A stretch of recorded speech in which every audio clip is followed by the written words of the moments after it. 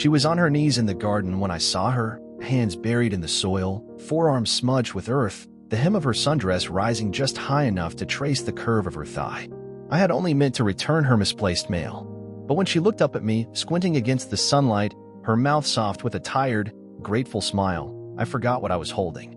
"You're early," she said, like we had a secret between us. Like she'd been expecting me all along. The house next door had been empty for months. After the divorce, the last owners vanished almost overnight, leaving behind overgrown hedges and a cracked driveway filled with weeds. For a while, I'd gotten used to the silence, the stillness of that place. It made my side of the fence feel even more like a pocket of peace, just me, my books, and my quiet routines. I was 26, recently out of grad school, living in the small brick bungalow I'd inherited from my grandfather. It wasn't glamorous, but it was mine. I worked remotely for a small editorial agency, proofreading manuscripts, drafting blurbs, wrangling commas into place. Most days passed in quiet clicks of the keyboard, the occasional kettle boiling in the background. I liked it that way. Predictable. Contained. Then she moved in. The moving truck showed up one gray Monday morning, groaning under the weight of what looked like a lifetime of furniture. I watched from my window, not spying exactly, just curious. The woman who stepped out of the driver's seat wasn't what I expected. She wasn't flustered or rushed, didn't bark orders at the movers or scroll absently on her phone. She wore a light denim jacket, her hair in a loose braid that brushed over one shoulder. Mid-40s, maybe. She walked with the calm of someone who had nothing to prove. I didn't approach her that day. Just watched as she directed the movers with quiet ease, carrying smaller boxes herself when no one was looking. By evening, the truck was gone and the house next door had life in it again. Light in the windows, the faint clatter of dishes, the hum of a new voice behind those walls. 2 days later, I found a bundle of mail in my box addressed to her. Mistake from the postman. I could have just dropped it in her slot, but I hesitated. Maybe I wanted a reason. Maybe I wanted to see her up close. I walked over around dusk. The sun was low, throwing a soft amber wash across the neighborhood. Her front door was cracked open, music floating out, something soft and instrumental. I rang the bell. No answer. I was about to turn away when I saw movement in the garden to the right of the house. She was crouched by the flower bed, wearing that sundress, thin, pale blue, clinging slightly where it met her skin.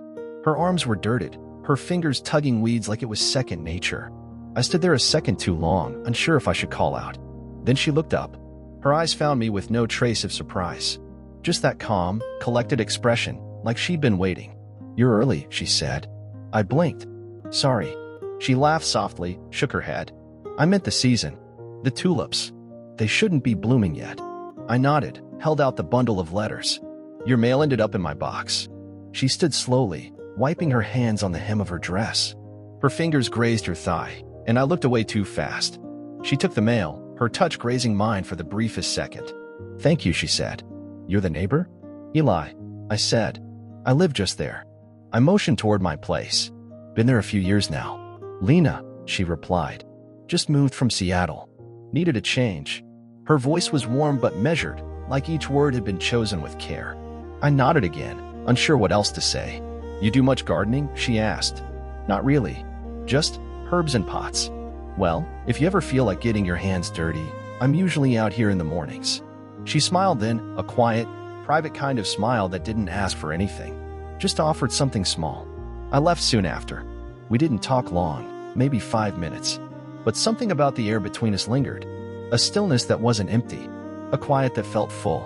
That night, I sat by my window longer than usual, lights off, watching the faint glow from her kitchen fade out one lamp at a time. I told myself I was just curious. New neighbor. Nothing more. But I already knew that wasn't true. The next morning, I made coffee earlier than usual and found myself lingering by the kitchen window, eyes drifting toward the garden next door. The soil looked freshly turned. The flower beds were cleaner, neater, like someone had been out there since dawn. By the time I stepped outside to take out the trash, she was already there, kneeling again, gloved hands covered in dirt, sleeves pushed up to her elbows. There was a rhythm to the way she worked, a kind of mindfulness. Not rushed, not distracted. Present. She looked up as I passed, and I offered a small wave. She returned it, lips curling just slightly. I kept walking. But halfway to the bin, I turned back. "Need a hand?" I asked, louder than I meant to. She stood, brushing dirt off her knees. "Sure, if you don't mind getting a little dirty." I shrugged. "Might do me some good." She tossed me an extra pair of gloves from the steps, and I climbed the low fence between our yards. We worked in easy silence at first. She showed me how to loosen the soil without disturbing the roots, how to identify the tiny weeds that like to masquerade as sprouts. Our hands moved close, sometimes brushing. Each time it happened, we'd glance up, the contact small but startling, like a question neither of us knew how to phrase yet. After a while, she stood and stretched, pulling her braid over her shoulder. "You've got a careful touch," she said. "I copy well." "Still," she said, "most people rush, especially men."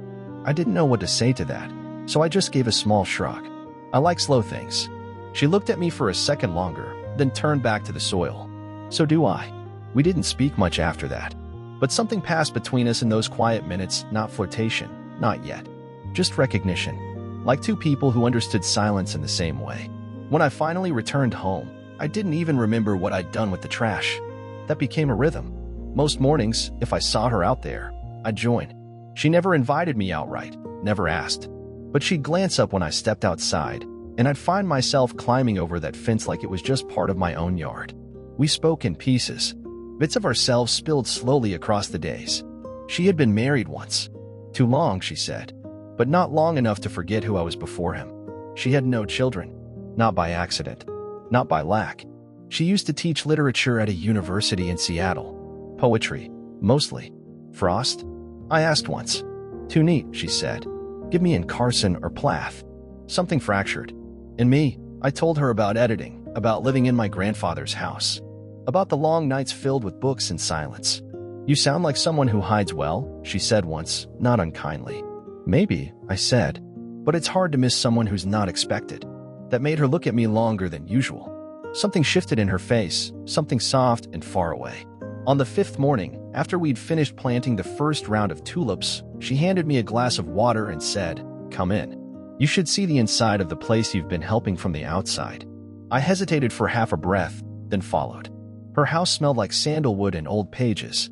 Light filtered through gauzy curtains, pooling on dark wood floors and weathered furniture. Books stacked on side tables. A radio played quietly in another room. She poured us both tea and sat across from me, legs curled under her like we'd known each other for years. I noticed the way her wrist curved around the handle, the slight tremble in her pinky as she lifted it to her lips. She caught me watching. "You stare," she said, but not accusing. "Sorry," I muttered. "Don't be. Just tell me what you're looking for." I opened my mouth, then closed it again. I didn't have an answer she could hear. Not yet. We sat in that silence again, and I realized I liked the way it held. Later, when I left, she didn't walk me to the door. Just looked up from her cup and said, "Tomorrow, the back bed needs turning." It wasn't an invitation. It was a certainty. I nodded. "I'll be here." And I was. It rained the next morning. Not the soft kind that drifts like mist, but a heavy, persistent downpour that made the gutters overflow and turned the flower beds to mud. I assumed we wouldn't be working in it, so I stayed in bed longer than usual, watching the gray light press against the window. But at 8:15 sharp, I saw her. Umbrella in one hand, trowel in the other, sleeves rolled high, Lena knelt in the wet garden like it was any other day. The absurdity of it made me smile. She didn't look at my window, didn't wave, just kept digging. I pulled on boots, a hoodie, and stepped out without thinking. The grass soaked my socks before I'd even crossed the lawn. When I hopped the fence, she glanced up. "You're persistent," she said. "You're the one in the rain." She shrugged. "Some things don't wait for sun." I didn't ask what she meant. Just dropped beside her, mud soaking into my knees. We didn't speak much. The rhythm of our movements filled the space, pull, scoop, smooth. The rain clung to her hair, making dark strands stick to her cheek. Once, she brushed them back and looked over at me. Our eyes locked, just for a second. And in that second, everything around us, the garden, the rain, the cold, faded into a quiet that wasn't uncomfortable. Just charged. Inside, she handed me a towel, pointed toward the bathroom. "You'll catch something if you stay in those." I hesitated, but the chill had sunk deep. Her bathroom was warm, tiled in soft blue. I peeled off my soaked hoodie and shirt, patted down with the towel, and for a second, caught my own reflection, flushed cheeks, damp hair, something restless in my eyes I didn't recognize. When I stepped out, she was in the kitchen, barefoot, her dress clinging in places where the rain had found her. 2 mugs of tea sat steaming on the counter. She didn't say anything about my bare arms or the way I looked standing there, half dry in her hallway. She just handed me a mug and said, "You don't talk much, Eli." I took a sip. "Neither do you." She smiled. "That's true." A pause. Then she said, "It's strange, isn't it? How quickly we fall into something. A routine. A comfort." I nodded. "And how dangerous it starts to feel once you notice it." Her smile faded a little. "Exactly." We moved to the small sitting room. The rain pounded on the windows. We didn't sit on opposite sides this time. The couch was narrow, and she didn't offer distance. Our knees touched faintly, just the sides, but it was enough to make my pulse trip. She asked about my work again, but differently this time, not about what I did, but why I did it, what I loved about it, what it gave me. I stumbled a little. "I think I like the quiet of it, the control. On paper, you can fix things, make them right." She nodded slowly. "Real life isn't so simple." "No," I said. "It really isn't." She was quiet for a while. Then, "You remind me of someone I knew when I was younger." I glanced at her, surprised. "Someone good." A smile tugged at her lips, sad and soft. "Someone I let go of too soon. Because it felt risky." The words hung between us. Then, gently, she said, "Don't mistake me, Eli. I'm not offering you something. I'm not asking for anything. I know, but I feel seen when you're here. And I don't know the last time I could say that." I turned toward her. Her eyes were still on the rain outside. Her profile was soft, tired, beautiful in that way that made your chest hurt. "I see you," I said. She looked at me, really looked, and something passed between us that couldn't be undone. She reached for her tea again, hand trembling slightly. "Tomorrow," she said after a beat, "we'll start the trellis." I nodded, but we both knew what we just said wasn't about the garden. The trellis project turned into more than I expected. It wasn't just nailing wood together. It was digging the posts deep enough to hold weight, leveling each slat so the climbing roses wouldn't grow crooked, sanding every surface so nothing snagged or splintered. Lena was exacting in the way she approached it. Patient, purposeful. She moved with the kind of care you don't often see in people anymore. That morning, we worked side by side under the late spring sun, sweat gathering along my temples, a damp patch darkening the back of her dress. There were moments I could barely focus. The way she knelt with her back arched slightly, steadying a plank. The way the edge of her dress rode up just enough to catch my eye, then linger in my mind long after I looked away. But none of it was obvious. None of it was said. We were still pretending or trying to. "You ever build anything before?" she asked, passing me a nail. "Not unless IKEA counts."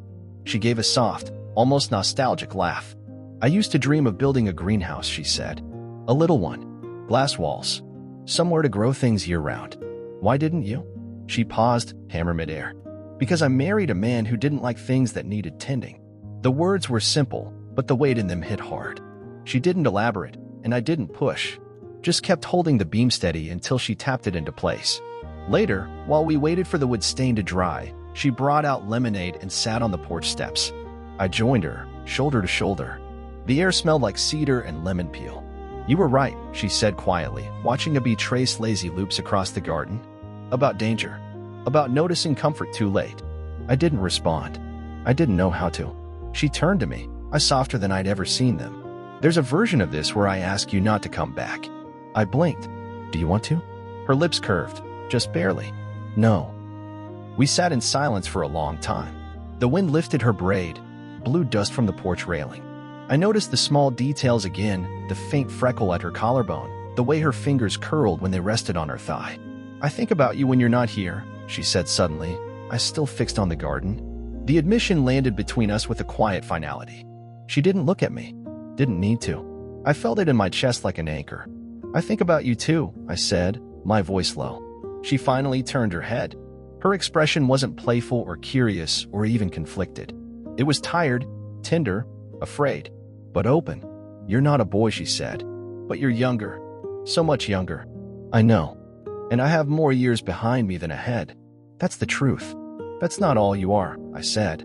"I'm not trying to be tragic, Eli. I just don't want to pretend that this doesn't cost something. I'm not here for pretend." She looked down at her hands, and I saw them tremble again. Gently, without asking, I placed mine over hers. She didn't pull away. "I didn't expect you," she whispered. "Not at this point in my life." I squeezed her fingers. Neither did I. We didn't kiss. We didn't even lean in. But that moment, hand over hand, both of us quiet and wrecked in our own ways, felt more intimate than anything I'd known before. She stood slowly, brushing the back of her dress with her palm. "I should go make dinner," she said, voice calm again. I nodded, stepping back. "I'll see you tomorrow?" I asked, already knowing the answer. She paused in the doorway, turned her head slightly. "If you do, come hungry." Then the door closed, and I stood alone on the porch, heart beating like I'd just survived something I hadn't yet named. I didn't sleep that night. I lay in bed listening to the wind shift through the trees, replaying every word, every look, every silence that had passed between us on her porch. She hadn't said anything romantic. Neither had I. And yet, it was undeniable now, the weight of it. The thing we weren't naming but couldn't ignore. It was there, woven into the routine we'd built like ivy creeping up the trellis we'd made together. The next morning, I didn't wait to see if she was outside. I knocked on her door. She opened it wearing a light sweater that fell past her hips and nothing else that I could see. Her hair was still damp, curling slightly around her face. She looked surprised. Then something softer. "You're early," she said again, echoing that first morning. I didn't want to wait. She stepped aside. I entered, not sure what I expected, an awkward breakfast, a guarded conversation, a shift in tone. But instead, she handed me a mug of tea and said, "Help me with the curtains?" In her bedroom, one of the rods had come loose. I climbed the step stool and adjusted the bracket, aware of her standing behind me, close. When I climbed down, I turned and she was there. Not touching me, just near. Close enough to feel the warmth of her. "Thank you," she said, her voice quiet. I nodded. We stood there, motionless. The silence thickened around us. She didn't move. Neither did I. "Eli," she said, and my name felt heavier than it ever had before. "Yeah, I don't know what this is," she said.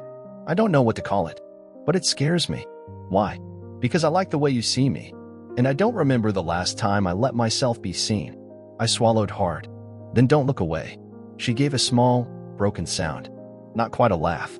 Not quite a cry. She turned toward the window, arms folded across her chest. "You make me feel like I've gone back in time," she said. "But not in a foolish way. In a way that makes me ache." I stepped closer, not touching her, just aligning myself beside her, our shoulders almost brushing. "I don't see a past," I said. "I see someone who's still here. Still changing. Still becoming." She turned then, finally. Her eyes met mine. And for the first time, she didn't look away. "I want to believe you," she whispered. "But I've lived through too many things that started with someone meaning well." "I'm not here to save you," I said. "I just don't want to pretend this doesn't matter." Her breath caught. Her hand lifted, not to reach for me, but to press lightly to her own collarbone, as if steadying something that trembled beneath.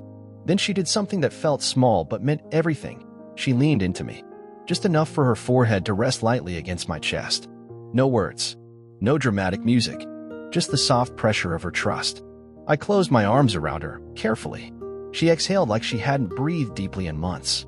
We stayed like that for a long time, standing in the soft light of her bedroom, wrapped in something unspoken. Something fragile. Something sacred. Eventually, she pulled back, eyes a little glassy. "Will you stay for lunch?" she asked. I nodded. "Yeah, of course." We cooked together in a kind of quiet rhythm, chopping, stirring, washing dishes.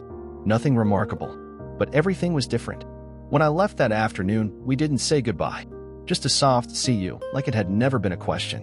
That night, I sat on my back porch, staring at the trellis. The light from her window was still on, and I knew this was no longer a passing connection. This was the beginning of something neither of us had words for, but it was real, and soon it would ask something of us we couldn't unfeel. The next day rained again, soft and slow like it had forgotten how to stop. I stayed in, tried to read, tried to work, but my mind kept slipping back into her voice, the weight of her leaning against me, the scent of her skin, warm and close and familiar now. By mid-afternoon, I couldn't stand the silence anymore. I crossed the yard, this time with no excuse in my hand. No borrowed tool or misplaced mail. Just the truth of wanting to see her.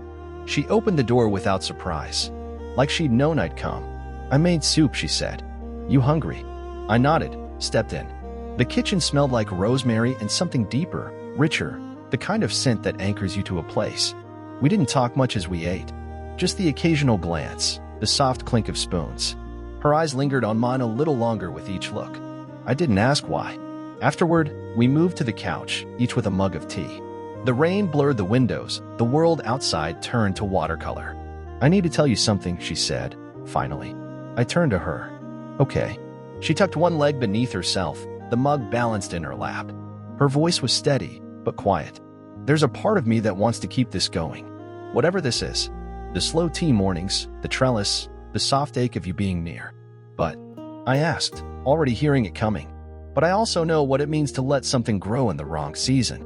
It survives, maybe even thrives for a while, but eventually it dies. And when it does, the roots leave a scar." I swallowed. "So you're saying?" "I'm saying I care about you too much to let this be the thing that hurts you later." I didn't answer. Couldn't, not at first. The room felt heavy with truth, and part of me hated her for it. Hated how rational it sounded, how responsible. But deeper still, I respected it. I set my mug down. "Can I ask you something?" She nodded. "Did it mean anything to you?" My voice cracked slightly. "The way we were.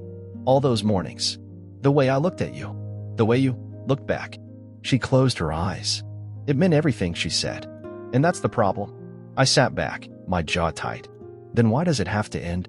"Because I've lived enough years to know what happens when you chase something just because it feels good. And I refuse to be another story you look back on with regret." I looked at her for a long time. Her face was steady, but her eyes weren't dry. A tear slipped down her cheek, and she didn't wipe it away. I leaned forward, not to kiss her, not to plead, just to press my forehead against hers one last time. We stayed like that, breathing together, her fingers resting gently on my chest.